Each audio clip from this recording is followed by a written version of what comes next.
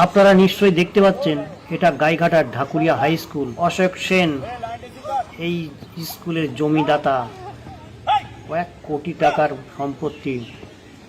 এখানকার ছেলে মেয়েদের শিক্ষিত করার জন্যই এই স্কুল মাঠটা দান করেছিলেন এবং পরবর্তীকালে স্কুলটা তৈরি হয়েছিল। তার মহৎ উদ্দেশ্য, তাকে শ্রদ্ধা ও প্রণাম জানাই।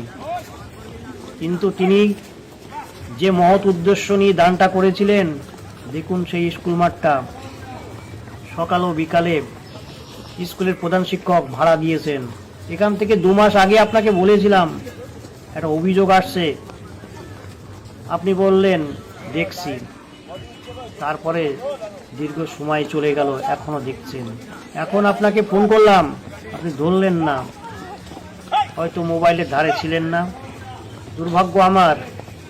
বনগাঁর প্রাক্তন এডিআই দিব্যেন্দু পাল, তিনি এখন বিকাশ ভবনে ল সেকশনে রয়েছেন।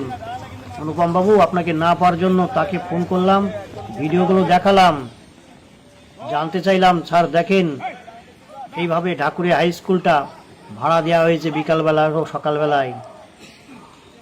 ওই কবে দিলেন? আমি যখন বনগাঁয় ছিলাম তখন তো দেখিনি। আমি বললাম তখন দেওয়া হয়নি স্যার, আপনি এখান থেকে চলে যাওয়ার পরই তারপরে ভাড়া দেওয়া শুরু হয়েছে।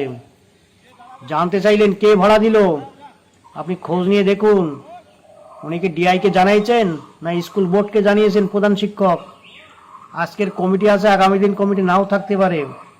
আমি দিব্যেন্দুবাবুকে বললাম, স্যার দিনের পর দিন ছাত্র সংখ্যা কমে যাচ্ছে সরকারি স্কুলগুলোতে। আর যতদূর জানা আছে এলাকার ধর্মীয় অনুষ্ঠানগুলি যদি কোনো প্রাইমারি স্কুল মাঠে হয় তাহলে ডিপিএসপি চেয়ারম্যান দেবেন অনুমতি, আর যদি হাই স্কুল মাঠে হয় যদি কোনো ধর্মীয় অনুষ্ঠান, সেক্ষেত্রে ডিআই দেবেন অনুমতি। কিন্তু স্কুল মাঠ এইভাবে দীর্ঘদিন ধরে ভাড়া দেওয়ার ক্ষেত্রে কমিটি দিতে পারেন না। এই স্কুল মাঠের ছবিটা প্রকাশ্যে নিয়ে আসলাম, জনগণের সামনে তুলে ধরলাম। এখানকার ছবি দেখুন, সকালে বিকালে আপনি ভাড়া দিয়েছেন স্কুল মাঠটাকে। আপনি কি ভাড়া দিতে পারেন? আপনি কত টাকা পান এই স্কুল মাঠটা ভাড়া দিয়ে? আপনি কি ডিআইকে জানিয়েছেন? আপনাকে যে দায়িত্ব দিয়েছেন এখানে পড়াশোনা করানোর জন্য, আপনাকে মাঠ ভাড়া দেওয়ার জন্য কি দায়িত্ব দিয়েছেন এখানে? আপনি ভাড়াটা দিলেন কেন?